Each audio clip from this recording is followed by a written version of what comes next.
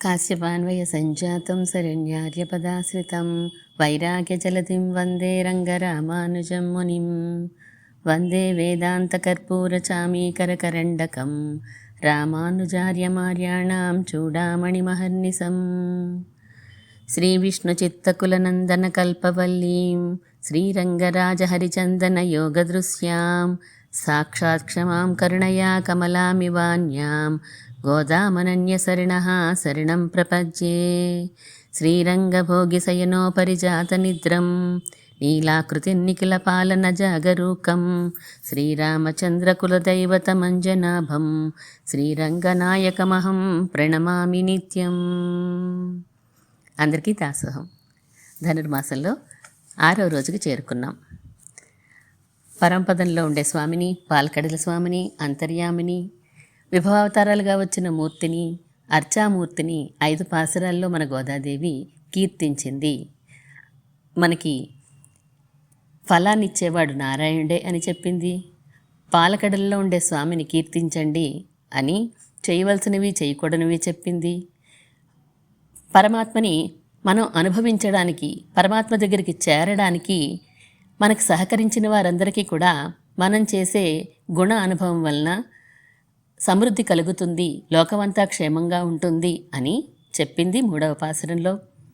అలాగే పాడి పంట సుఖంగా ఉండాలంటే వర్షాలయ్యి సస్యశ్యామలంగా ఉండేలా కురుస్తాయి అని 4వ పాసురంలో చెప్పి, భగవంతుడు మనందరి యొక్క ఆత్మలు ఉజ్జీవించడానికి అనేక శ్రీ సూక్తులు వెలువరించాడు, అనేక అవతారాల్లో మనకి అనేక విషయాలు తెలియజేయడానికి వచ్చాడు అని ఆ చర్మ శ్లోకాలన్నీ 4వ రోజు పాసురంలో మనం తెలుసుకున్నాము.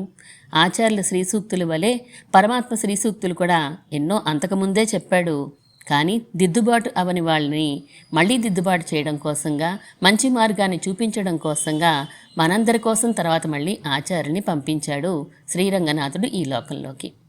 4వ పాసురంలో భగవంతుడు చెప్పిన శ్రీ సూక్తులన్నింటినీ కూడా మనం తెలుసుకున్నాం. 5వ పాసురంలో మధురలో ఉండే శ్రీకృష్ణుడే శ్రీరంగనాథుడిగా అవతరించాడని, అర్చామూర్తిగా వేంచేశాడని, ఆయన అక్కడ ఉండే కావేరి, ఇక్కడ అక్కడ ఉండే విరజా నది, పరమపదంలో ఉండే విరజా నది మధురలో యమునగా వస్తే శ్రీరంగంలో కావేరిగా వచ్చింది అని నిన్న మాయన్ ఆశ్చర్యకరమైన చేష్టలు చేసేవాడే పరమాత్మ రంగనాథుడు కూడా అని మనం తెలుసుకున్నాం. ఈరోజు 6వ పాసురాన్ని అనుసంధానం చేసుకుని ముందుగా వాచ్యార్థాన్ని తెలుసుకుందాము. 6వ పాసురం.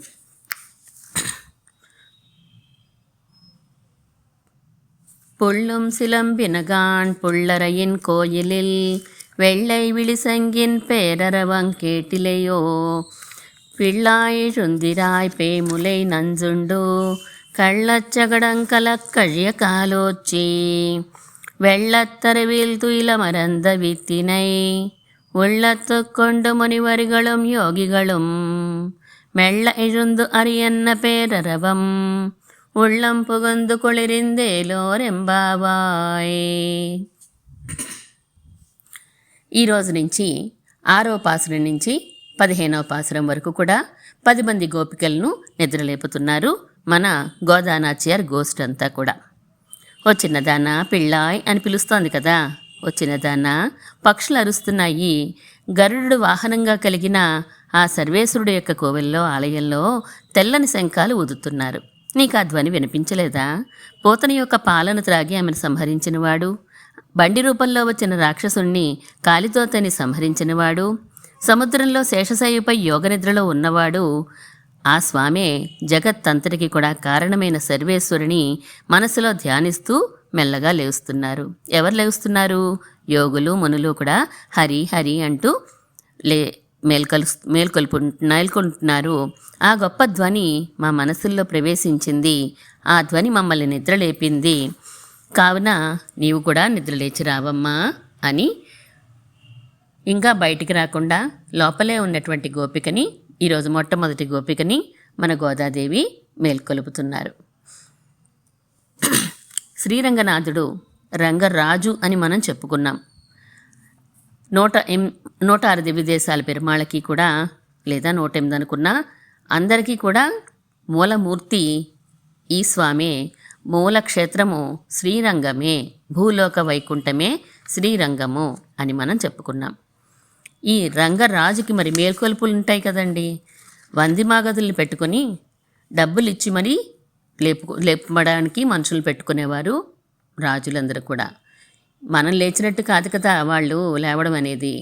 చక్కగా స్తోత్రం చేస్తూ, ఓ రాజా, నువ్వు ఇటువంటి వాడివి, నీ వంశం ఇటువంటిది, నువ్వు ఇంత దయాగుణం కలిగిన వాడివి అని కీర్తిస్తూ ఆయన్ని చక్కగా వీణాగానంతో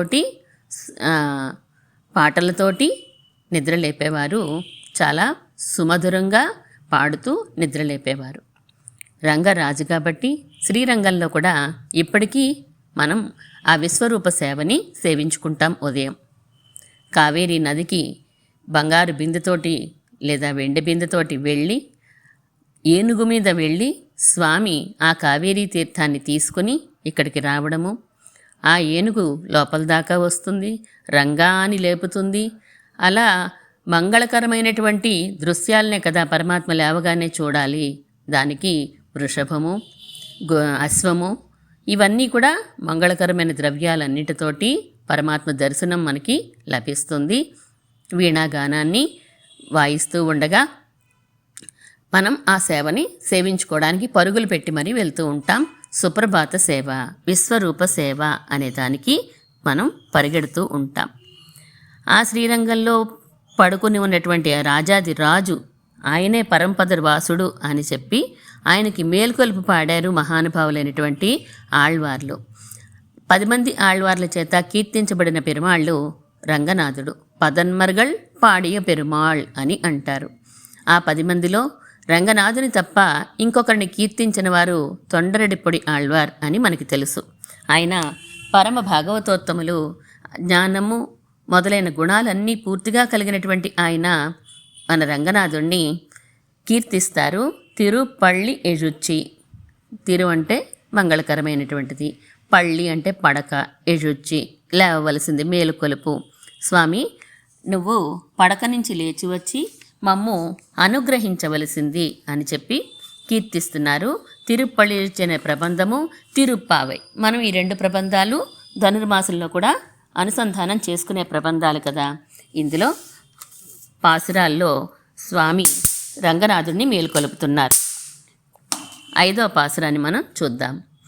புலம்பின புட்களும் பூம்பொழில்களின்வாய் போய்த்து கங்கொல் புகந்தது புலரி கலந்தது கொணது செய்கனை கடலரவம் களிவண்டு மிழத்திய கலம்பகம்புனைந்த அலங்கலந்துடையல் கொண்டு அடியணை பணிவான் அமரர்கள் புகுந்தனர் ஆதலில் அம்மா இலங்கையர் கோன் வழிபாடு செய் கோயில் எம்பெருமான் பள்ளி எழுந்தருளாயே. ఎంబెరుమాన్, ఓ స్వామి, ఎక్కడున్నావు నువ్వు? శ్రీరంగంలో ఉన్నటువంటి వాడివి నువ్వు. శ్రీరంగంలో అనేక తోటలతో నిండి ఉంటుంది కదా శ్రీరంగము. వండిన మురళం సోలై అంటూ కీర్తిస్తారు. ఈయనే తిరుమాలేలో తోటలతోటి, 9 ఝంకారాలతోటి అంతా నిండి ఉండే క్షేత్రం శ్రీరంగం కదా. ఆ తోటలలో ఉన్న పక్షులు కలకలారావాలు చేస్తున్నాయి. రాత్రంతా గడిచిపోయింది, ఉదయకాలం వచ్చేసింది. తూర్పు దిక్కున సముద్ర ఘోష కూడా వినిపిస్తోందయ్యా. తేనెను తాగిన ఆనందంతో తుమ్మెదలు ఝంకారం చేస్తున్నాయి. అనేక రకాల పుష్పాలతో కట్టబడి అందంగా కదులుతున్నాయట. మాలలు తీసుకుని దేవతలందరూ కూడా నీ శ్రీపాదాల దగ్గర సమర్పించాలని వచ్చి వేచి ఉన్నారు. ఆ లంకేశ్వరుడున్నాడే, ఆయన ఇలంగయ్యర్ కోన్ వழிபாடு செய் కోయిల్. విభీషణుడు కూడా నీకు దాసవృత్తిని చేసే కోవెల కదా ఇది. ఆయన కూడా అర్చించడానికి వస్తారు కదండి. మరి ఆయనే కదా అసలు ఇక్కడికి రావడానికి కారణభూతుడు, విభీషణుడే కదా. రంగనాథుడు ఈ శ్రీరంగ క్షేత్రానికి రావడానికి ఆయన కూడా దాసవృత్తిని చేసే కోవెల్లో నువ్వు నిద్రిస్తున్నావు కదా. ఓ నా కులదైవమా స్వామి శ్రీరంగనాథ, పడక నుండి లేచి వచ్చి మమ్మల్ని అనుగ్రహించు, మాపై కృప చూపు అని తిరుపళ్ళి ఎజుచ్చిలో 5వ పాసురంలో కీర్తిస్తారు మన తొండరెడ్డిపొడి ఆళ్వార్ శ్రీరంగనాథుణ్ణి. శ్రీరంగనాథుడే పరదైవము అని చెప్పి ఈయనకి మేలుకొలుపు పాడితే మనం అందరికీ మేలుకొలుపు పాడినట్లే అనే భావనతోటి. సరే, మనం ఇప్పుడు రంగనాథుని యొక్క దర్శనానికి వెళ్ళాలి అని కదా మనం బయలుదేరాము. గోదానాచ్యార్ని ముందుంచుకుని శ్రీరంగనాథుని దర్శనానికి బయలుదేరాం మనం విశేషార్థంలో చూసుకుంటే.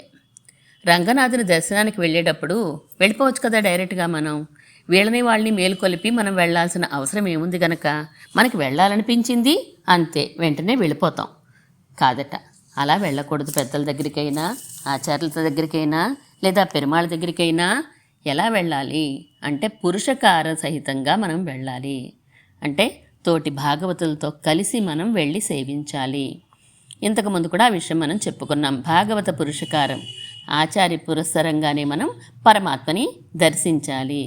అప్పుడు పరమాత్మ అనుగ్రహం తప్పకుండా లభించి తీరుతుంది మనకి అని శాస్త్రవచనము, పెద్దల యొక్క అనుసరణ కూడాను. ఆయన అనుష్ఠానంలో పెద్దలందరూ కూడా అలాగే చేసేవారు. భాగవతుల్ని ముందు ఉంచుకుంటే మన పని తప్పకుండా అవుతుంది, ఆచార్యుల దగ్గరైనా పెరుమాళ్ళ దగ్గర అయినప్పటికీ కూడాను. అదే శ్రీరంగంలో ఇప్పుడు స్వామి శయనించి ఉన్నాడు, ఆయన దర్శనానికి మనం వెళ్దాము అని అనుకున్నప్పుడు గోదానాచార్య ఏమంది, ముందు మా ఆచార్యులు కదండి, పెరియాళ్వార్ల యొక్క మంగళాశాసనాలు పొంది మనము శ్రీరంగనాథుని దర్శించుకోవడానికి వెళ్దాము అని మనందరినీ కూడా ముందుగా పెరియాళ్వార్ల యొక్క మంగళాశాసనాల కోసం శ్రీవిల్లిపుత్తూరు తీసుకువెళ్ళింది. శ్రీరంగంలో కూడా పెరియాళ్వార్లు ఉన్నారు, కానీ మనం శ్రీవిల్లిపుత్తూరులో పెరియాళ్వార్ని ఇక్కడ తెలుసుకుందాం. మనం ఎక్కడున్నా పెరియాళ్వార్ల వైభవం ఒకటే కదండి. ఇక్కడ శ్రీవిల్లిపుత్తూరు వైభవం కూడా మనం తెలుసుకుంటాం అంతే. ఎక్కడున్నా ఆయన వైభవంలో ఏమాత్రం మార్పు రాదు. ఎటువంటి వారు శ్రీవిల్లిపుత్తూరులో అయినా శ్రీరంగంలో అయినా స్వసురం అమరవంద్యం రంగనాథస్య సాక్షాత్తుగా రంగనాథుడికే మామగారు అయ్యారే, ఎంత భాగ్యం అండి అది, ఎంత భాగ్యం అని అంటారు పెద్దలందరూ కూడా. తిరుపల్లాండికి వ్యాఖ్యానాన్ని అనుగ్రహించినప్పుడు చెప్తారు. ఆయన స్వసురం అమరవంద్యం రంగనాథస్య సాక్షాత్ ద్విజకుల తిలకంతం విష్ణు చిత్తం నమామి. అలాంటి విష్ణు చిత్తులకి నమస్కరిస్తున్నాను నేను అని. పిరియా అనే ఎందుకు వచ్చిందట, గోదాదేవిని రంగనాథుడికి సమర్పించారు కాబట్టి అని పెరియా. అంతేకాదు మంగళాశాసన తత్పరతతో కదా మనవాళ్ళ మహాములు కూడా పెరియాళ్వార్, ఈయనే గొప్పవారండి, ఆళ్వార్ అందరిలోకి పెద్దవారండి అని అన్నారు. వయసులోనో కాదు, ప్రబంధాల సంఖ్యలోనా, పాడిన ప్రబంధాల సంఖ్యలోనా కాదు, ఆయన హృదయాన్ని బట్టి, ఆయన హృదయ వైశాల్యాన్ని బట్టి, మంగళాశాసన తత్పరతని బట్టి ఆయన పెరియాళ్వార్ అయ్యారు. ఆయన మన గోదానాచార్యకి ఆచార్యులు కాబట్టి మనకి పరమాచార్యులు అవుతారు. అటువంటి వారి యొక్క మంగళాశాసనంతో మనం రంగనాథుని సేవించుకుంటే ఆచార్య దర్శనం, పరమాత్మ దర్శనం మనకి చక్కగా పూర్తిగా, అంటే పరమాత్మ సంతోషించే విధంగా, మనకి ఆనందం కలిగే విధంగా మధ్యలో పురుషకారంగా ఉంటారు భాగవతులు ఎప్పుడూ కూడాను. భాగవత పురుషకారంతోనే శ్రీరంగనాథుని ఆశ్రయించాలి అని మనం అందరితో కలిసి వెళ్తున్నాం. భగవంతుడు నిత్యం వసించే క్షేత్రం శ్రీరంగ క్షేత్రము అని అంటారు పెరియాళ్వార్లు తమ పాసురాల్లో. ఇది భూమండలానికే దివ్య ఆభరణంగా ప్రకాశిస్తోందండి, అంత గొప్పది ఈ శ్రీరంగ క్షేత్రము అని అంటారు. శరణాగతి చేసేటప్పుడు కూడా విభీషణుడు వచ్చి ఆకాశంలో నిలబడ్డాడు, లంకలోంచి బయటికి వచ్చేశాడు. ఎదురుగుండా రాముడు ఉన్నాడు సముద్ర తీరంలో, వెళ్ళి ఆశ్రయించలేదు. విభీషణుడు సుగ్రీవుడి ద్వారానే రామచంద్రమూర్తిని ఆశ్రయించాడు అని మనకి తెలుసు ఈ విషయాన్ని. శ్రీరంగంలో అంతిమ కులంలో పుట్టినటువంటి తిరుప్పాణాళ్వార్ అని మనం అనే ఆయన కూడా రంగనాథుణ్ణి సేవించాలి అని ఎంతో ఆశపడ్డారు. ఆ కాలంలో ఆ కులం వారికి లోపలికి దర్శనం లేదు కాబట్టి వెళ్ళలేకపోయారు. కానీ తర్వాత కొంత కథ నడుస్తుంది, రంగనాథుని దర్శించడానికి వెళ్ళారు తిరుప్పాణాళ్వార్లు. మనం ఇంకొకసారి ఆ కథ చెప్పుకుందాం. ఎలా వెళ్ళారు అంటే డైరెక్ట్గా వెళ్ళిపోలేదట. లోకసారంగముని, అక్కడ అర్చకులైనటువంటి లోకసారంగముని పురుషకారంగా శ్రీరంగనాథుని సేవించారు. ఆ భక్తుల ద్వారా, భాగవతుల ద్వారా రంగనాథుని సేవించారు. ఇక ఆ కళ్ళతో వేరొకటి నేను చూడలేను అని చెప్పి శ్రీపాదాలలోనే చేరిపోయి ఉన్నారు. ఇప్పటికీ కొంతమందికి ఆ పాదాలలో, అంటే మహానుభావులైనటువంటి వారికి పాదాల దగ్గర తిరుప్పాణర్ దర్శనం అవుతూ ఉంటుంది అని అంటారు. అలాగే ఒక చిన్న కథ మొన్న అమ్మ చెప్పారు, మా అమ్మగారు. అనంతాళ్వాన్ శిష్యులు కొంతమంది తిరుమలకి వెళ్తున్నారట. వెళ్తూ ఉంటే వాళ్ళందరూ కూడా అనంతాళ్వాన్ని తిరుమలలో పుష్పకైంకర్యం చేసుకునేవారు కదా ఆయన. అక్కడికి వెళ్ళి ఆయన సేవించాలని వెళ్తూ దారిలో ఒక అరుగు మీద విశ్రమించారట కాసేపు. ఆ ఇల్లు ఒక వైష్ణవుల ఇల్లే కానీ ఆచార్య సమాశ్రయం అనేది ఇంకా చేయలేదు ఆ ఇంట్లో ఉండేటువంటి గృహస్థు. మీరందరూ ఎక్కడికి వెళ్తున్నారు అని అడిగారు. మేము అనంతాళ్వాన్ దగ్గరికి వెళ్తున్నాము అని అన్నారు. సరే అని నేను వస్తాను మీతో తిరుమలకి అని చెప్పి ఆయన కూడా బయలుదేరారట. దారిలో మజిలీలు చేసుకుని సాపాటు చేయడానికి అది మరి తళిహి చేసుకుని తినడం అవన్నీ ఉంటాయి కదా. ఏ సమయంలో కూడా ఈయన్ని వారి దగ్గరికి అంతగా అనుమతించేవారు కాదన్నమాట.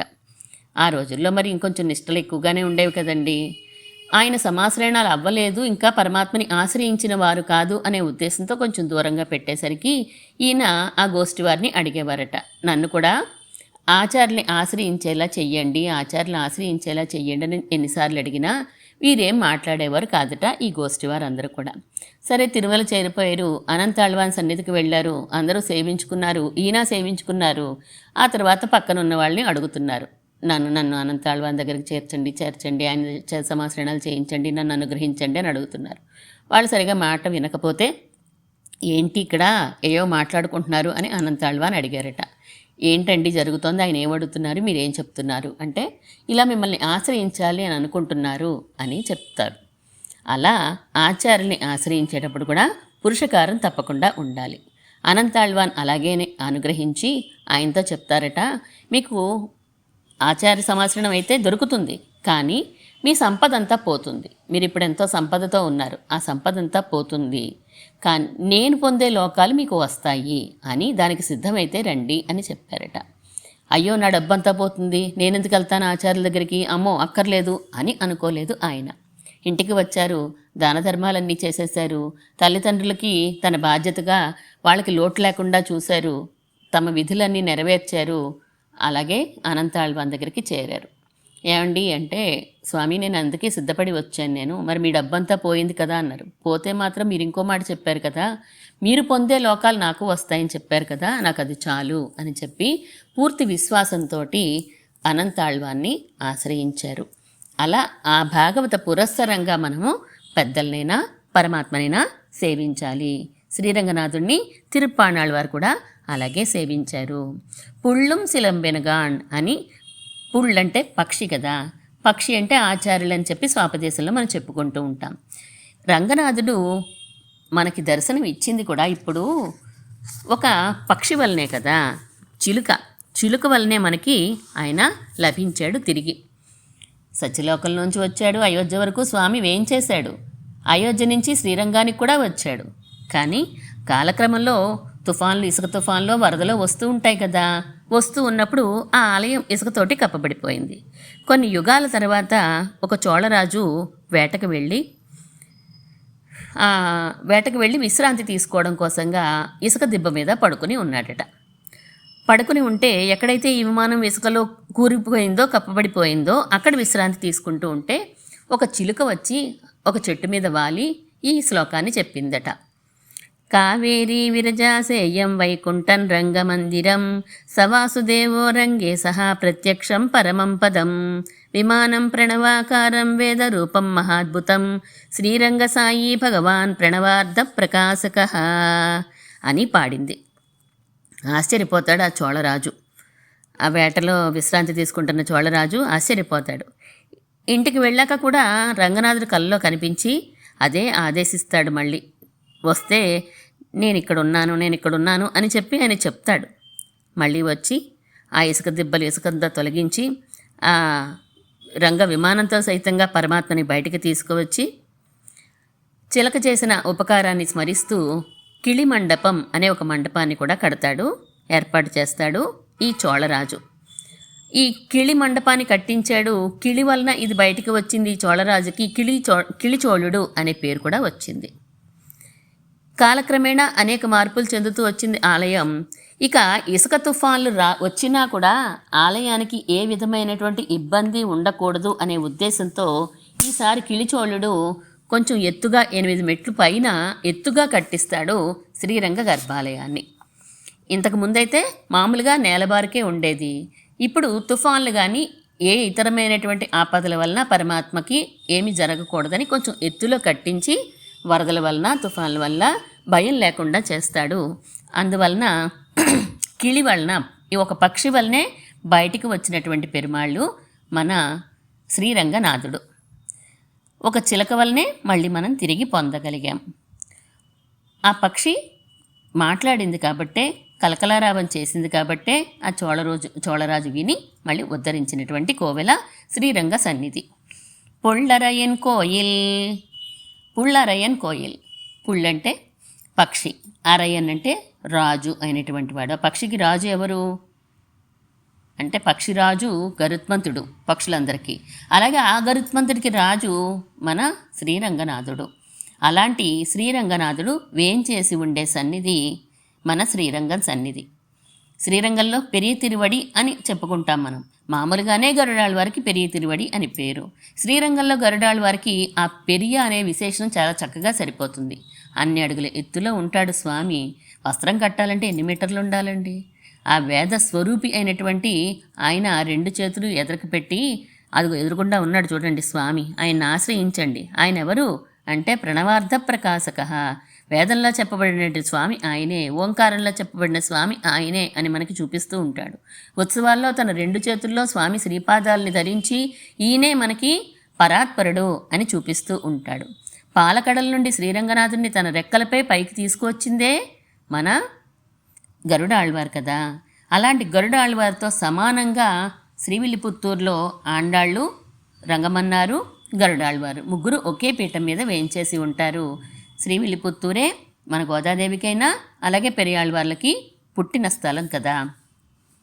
అక్కడ జీవస్వరూపంగా గరుడాళ్వార్లు, పరమాత్మ స్వరూపంగానేమో మనకి రంగమన్నారు, పురుషకార స్వరూపంగా గోదానాచ్యారు మనకి కనిపిస్తూ ఉంటారు. అకార ఉకార మకారాలుగా మనకి అక్కడ సేవ ఓంకారం ఒక రూపాన్ని ధరించిందా అన్నట్టు ఉంటారు. రామాయణంలో ఎలా అయితే రాముడు మధ్యలో సీతాదేవి, లక్ష్మణుడు ఓంకారం నడిచి వస్తోందని వాల్మీకి చెప్పాడో అలాగే శ్రీవిల్లిపుత్తూరులో కూడా ఓంకారం మనకి దర్శనం ఇస్తూ ఉంటుంది. పిళ్ళాయ్ వెள்ளై విడి సంగిన్ పేరరవం కేటిలయో పెరియాళ్వార్ని పిలుస్తున్నారు. స్వామి కోవెలలో ఉండేటువంటి తెల్లని శంఖం, సుడితిరిగిన శంఖం యొక్క పెద్ద శబ్దం మీకు వినిపించలేదా అని అంటున్నారు. ఆయనకి వినిపించకపోవడం ఏంటండి? అలాంటిది ఏమైనా ఉంటుందా? ఉండదు. కానీ మమ్మల్ని అనుగ్రహించాలి కదా మీరు అని చెప్పి అలాంటి అర్థం మీకు తెలిసిందే. ఆ శంఖం ఏం చెప్తోందో ఆ ప్రణవార్థం మీకు తెలుసు కదా. మీకు తెలుసున్నవారు కాబట్టి లేచి వచ్చి మమ్మల్ని అనుగ్రహించాలి కదా అని అడుగుతున్నారు. ప్రణవార్థ ప్రకాశక అని కిళి కూడా చెప్పింది కదండి. శ్రీరంగ సాయి భగవాన్ ప్రణవార్థ ప్రకాశక విమానం ప్రణవాకారం వేదరూపం మహాద్భుతం అని చెప్పేసింది. మొత్తం ప్రణవంలో చెప్పబడేటువంటి స్వామి ఈయనే. వేద సారం అంతా ప్రణవంలో ఉంది. ఆ పాంచజన్యం చేసే నాదం కూడా ప్రణవమే. ఆ ప్రణవార్థమే రూపం దాల్చి ఈ రంగ విమానంలో పడుకొని ఉన్నది. రంగ విమానం ఎలా ఉంది? ప్రణవ రూపంలో ఉందండి అని మనం చెప్పుకున్నాం. అంటే తమిళంలో గ్రంథలిపిలో ఉండేటువంటి ఓంకారం ఆ ప్రణవ ఆకారంలోనే, ఆ విమానం ఆకారంలోనే ఉంటుందట. అలాగే ఆ ప్రణవంలో చెప్పబడేటువంటి అర్థం పొరుళ్ ఎవరైతే ఉన్నారో ఆయన ఆ విమానం లోపల రంగనాథుడిగా ప్రకాశిస్తున్నాడు. అలాంటి రంగనాథుడి గురించి మీకు తెలిసిందే కదా. మీరు ఎన్నో గ్రంథాల్లో కూడా అనుగ్రహించారు ఆ రంగనాథుడి గురించి. పిళ్ళాయ్ అని అంటున్నారు.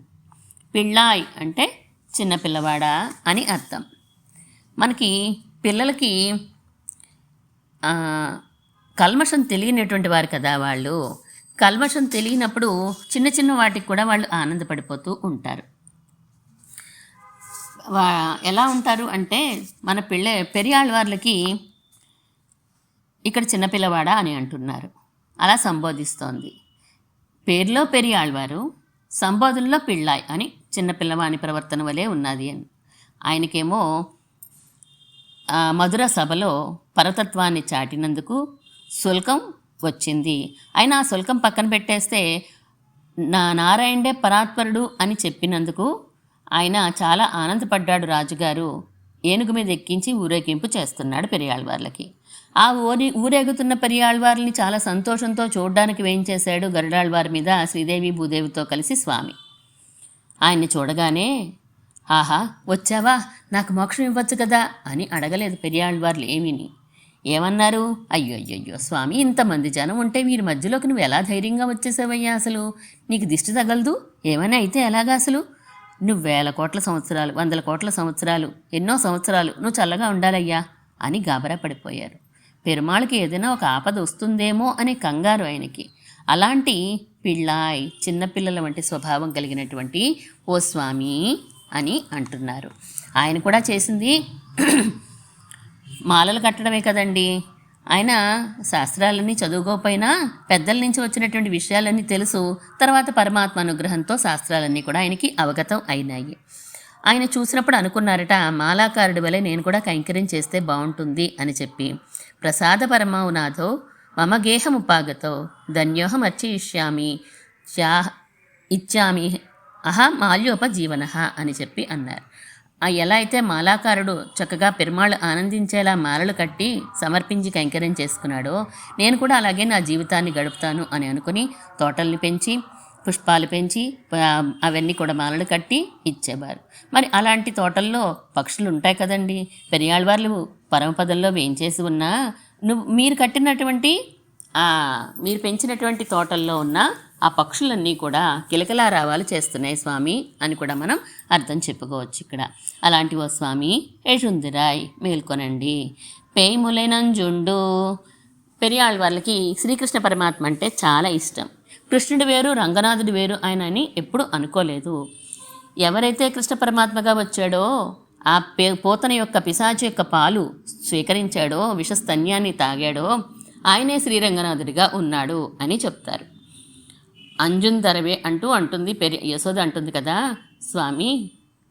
స్వామి అని పిలవదుగా, కృష్ణుడిని తన పిల్లడివాడుగానే అనుకుంటుంది.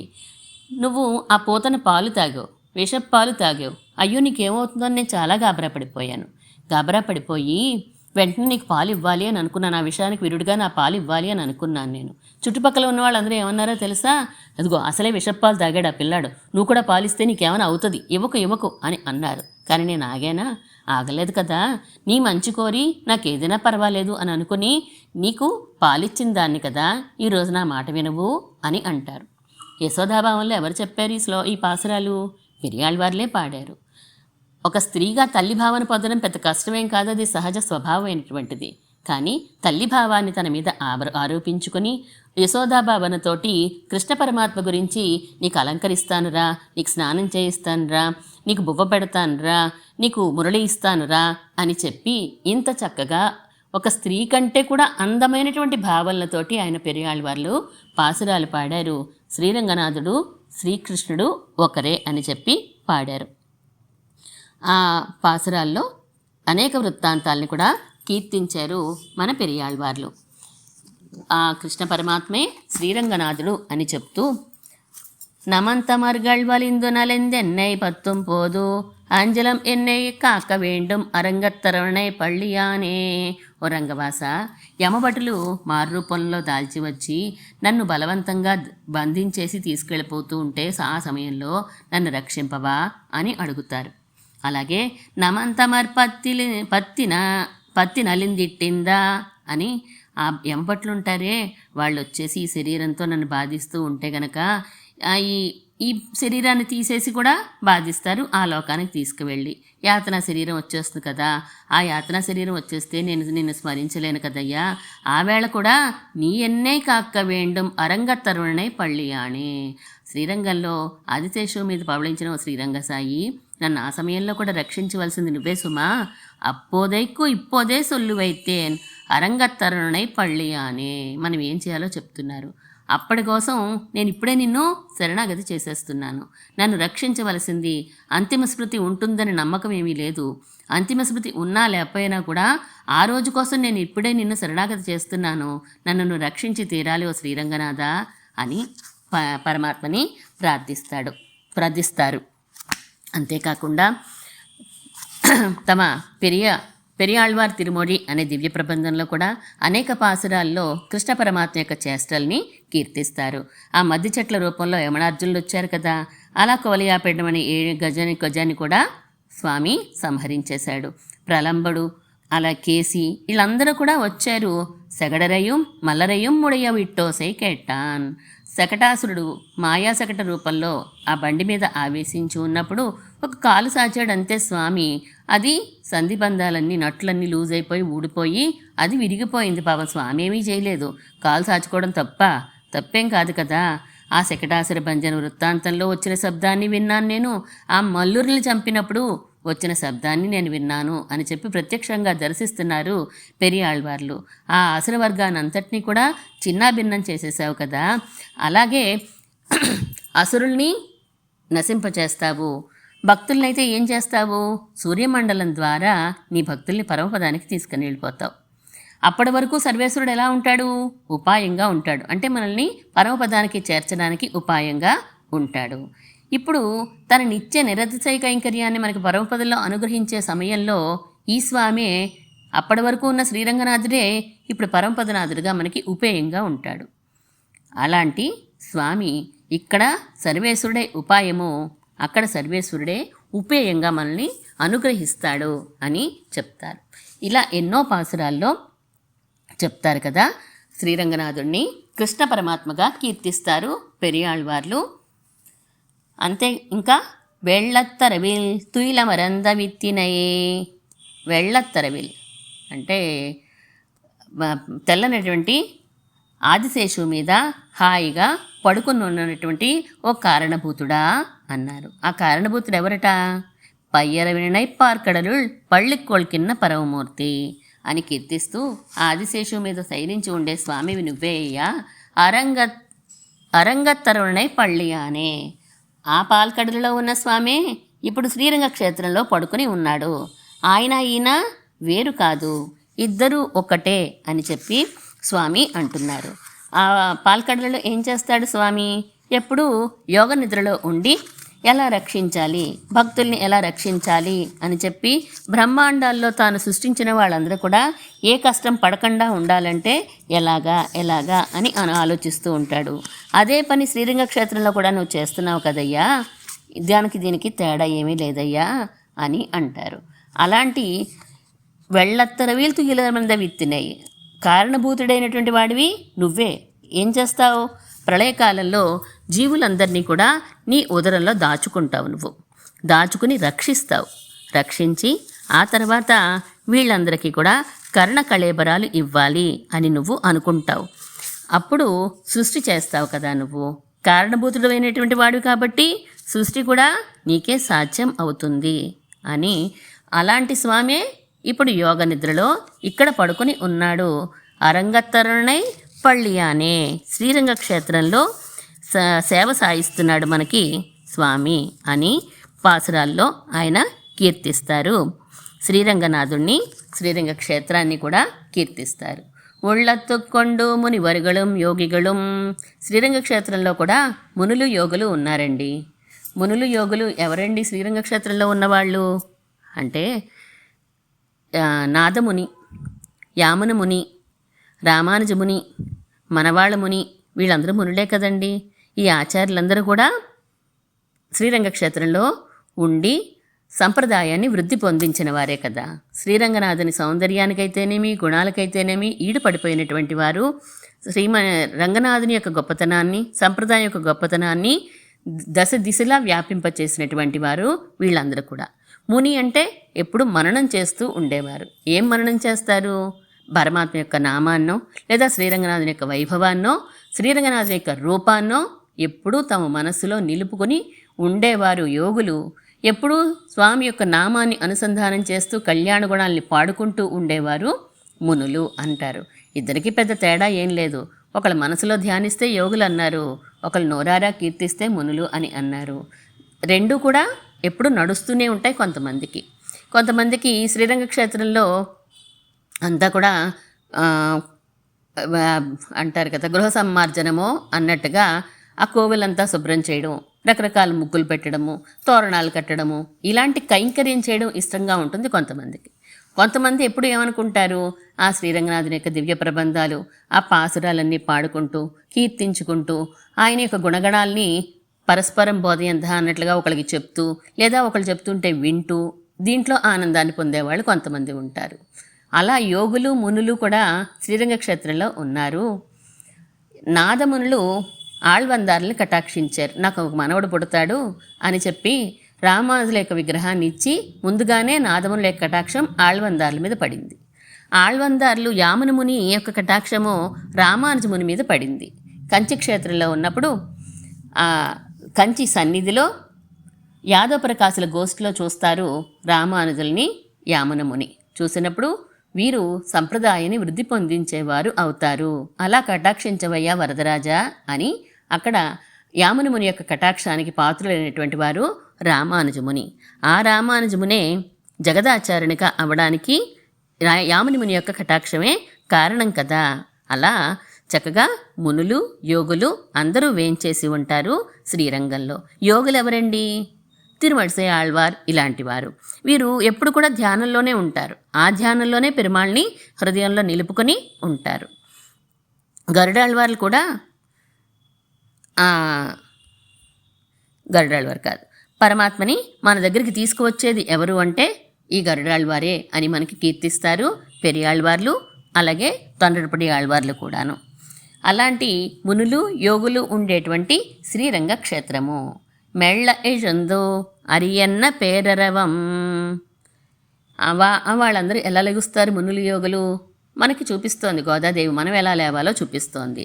గబగబా లేచిపోయి స్పీడ్గా లేచిపోవడం కాదు, హాయిగా లోపల ఉన్నటువంటి పరమాత్మని గుర్తించాలి. మనకి ప్రతి పాసురల్లోనూ ఇంచుమించుగా ప్రతి పని చేస్తున్నప్పుడు కూడా అంతర్యామిని గుర్తించండి అని చెప్తోంది. మనం ఒక తిన్నా తాగినా ఏం చేసినా కూడా ఆయన కోసమే అని భావన మనకి నడుస్తూ ఉండాలి అని చెప్తోంది. ఆయన మనం చెప్పుకున్నాం కదా, ముసుగు వేసుకున్నటువంటి రాజు ఎలా అయితే వీధులన్నీ శోధన చేస్తూ ఉంటాడో, ప్రజల మంచి యోగక్షేమాలు కలుక్కుంటూ ఉంటాడో, అలా మన హృదయంలో వేంచేసి ఉన్నాడు. ఆయన్ని మనం గుర్తిస్తే ప్రకాశంతో వెలిగిపోతూ ఉంటాడు అని శాస్త్రం చెప్తోంది. ఆయనని గుర్తించి వాళ్ళందరూ కూడా మెల్లగా లెగుస్తారట. స్వామికి ఏ అసౌకర్యం కలగకుండా ఉండాలి, నా హృదయంలో పరమాత్మ వేంచేసి ఉన్నాడు అని నెమ్మదిగా లెగుస్తారట. ప్రహ్లాదాళ్వాన్ ఎలా అయితే గుర్తించారో అలాగా హరి హరి హరి అంటూ లెగుస్తారు వాళ్ళు. ఉత్తినే లేచిపోరు ఏమీని. లేకపోతే సెల్ ఫోన్లో ఏదైనా వీడియోస్ చూసుకుంటూ లేచిపోవడం, లేచిన దగ్గర నుంచి సెల్ ఫోనే కదా, అలా కాదట. హరినామంతో లెగుస్తారు. ముందుగా హరి హరి హరి అని 7 సార్లు అనాలని శాస్త్రం చెప్తోంది కదా. ఆ శాస్త్రం చెప్పిన విధంగా లేచి స్తోత్రపాఠాలు కొన్ని చదువుకోవాల్సినవి, అన్నీ కాదు కొన్ని చదువుకోవాల్సినవి, ఉదయమే చదువుకోవాల్సినటువంటి శ్లోకాలన్నీ కూడా అనుసంధానం చేసుకుని, ప్రహ్లాదుడు చెప్పాడు కదండి హరియష్టకాన్ని మనకి, ఆ హరియష్టకాన్ని కూడా ఉదయమే సేవించుకొని పొద్దున్నే చదువుకున్నాక 2 కాళ్ళు కూడా నేల మీద ఉంచి భూదేవిని ప్రార్థిస్తూ శ్రీరంగం వైపు 4 అడుగులు వేస్తూ మనము ఆ రంగనాథుడిని అక్కడ దర్శించి అప్పుడు మన పనులకి మనం వెళ్తాం కదా. ఒళ్ళంపుగొందు కొళిరిందు ఏలో రెంబావాయ్. గర్భాలయ గృహాన్ని కూడా హరివాసల్ అని అంటూ ఉంటారు. ఆలయంలో గర్భాలయ గృహాన్ని హరివాసల్, హరి వేంచేసి ఉండేది అందులోనే కదా, అందుకనే హరివాసల్ అని పేరు దానికి. అలాంటి హరినామము ఒళ్ళంపు గొంతు కొళిరిందు. శ్రీరంగంలో అందరూ మునులు యోగులే ఉంటే ఆ శబ్దం ఎలా ఉంటుందండి? ఒకళ్ళిద్దరు చెప్తే నెమ్మదిగా ఉంటుంది, అందరూ హరిహరి అని లెగుస్తుంటే ఆ శబ్దం పెద్దగానే ఉంటుంది కదా. అందుకనే మా హృదయాల్లో కూడా అది ప్రవేశించేసరికి మా మనసులన్నీ కూడా చల్లబడిపోయినాయి. పెరియాళ్వారే శ్రీరంగంలో వేంచేసి ఉన్న ఆళ్వారే, శ్రీవిల్లిపుత్తూరులో అవతరించిన ఓ ఆళ్వారే, మీరు శ్రీరంగనాథునికి శ్రీకృష్ణుడికి కూడా భేదాన్ని చూడకుండా కీర్తించినటువంటి వారు కదా. అలాంటి స్వామి ఎక్కడైతే వేంచేసి ఉంటాడో దాన్ని కోయిల్ అని అంటారు కదా. కోన్ ఇల్, కోయిల్, స్వామి వేయించేసి ఉండే స్థానము, ఆలయము అని మనం అంటూ ఉంటాం. అలాంటి కోవెలలో శంఖ ద్వారా చెప్పేటువంటి ప్రణవార్థం గురించి తెలిసినటువంటి వారు మీరు. అలాగే ఆ ప్రణవార్థమే కొంచెం సాగదీస్తే ఏమవుతుందట అంటే, ఓంకారం ముందయింది, ఆ తర్వాత హరి అనే పేరు వచ్చింది. అలాంటి పేరు హరి అనేటువంటిది మా హృదయాల్లో ప్రవేశించి ముందుగా పక్షుల శబ్దాన్ని చెప్పారు. దానికి అర్థం పెద్దగా మనకేమి తెలియదు.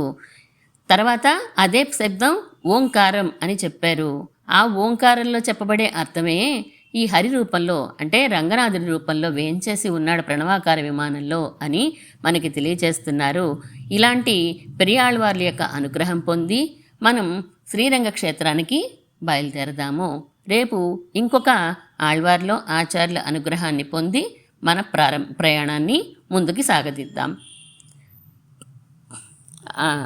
பாசுரானி அனுசந்தானம் చేసుకుందాం. புள்ளம் சிலம்பினுகான் புள்ளரையின் கோயிலில் வெள்ளை விழுசங்கின் பேரரவங் கேட்டிலையோ பிள்ளாழுந்திராய் பேய் முலை நஞ்சுண்டு கள்ளச்சகடம் கலக்கழக்காளோச்சி வெள்ளத்தருவில் துயிலமர்ந்த வித்தினை உள்ளத்துக்கொண்டு மனிவர்களும் யோகிகளும் மெல்ல இழுந்து அரியன்ன பேரரவம் உள்ளம் புகுந்து குளிரிந்தேலோரெம்பாவாய். स्वोचिष्टमालिका बन्धगन्धबन्धुरजिष्णवे विष्णुचित्ततनूजायै गोदायै नित्यमङ्गलं श्रीमन्महाभूतपुरे श्रीमत्केशव ईश्वरः कान्तिमत्यां प्रसूताय यतिराजाय मङ्गलम्.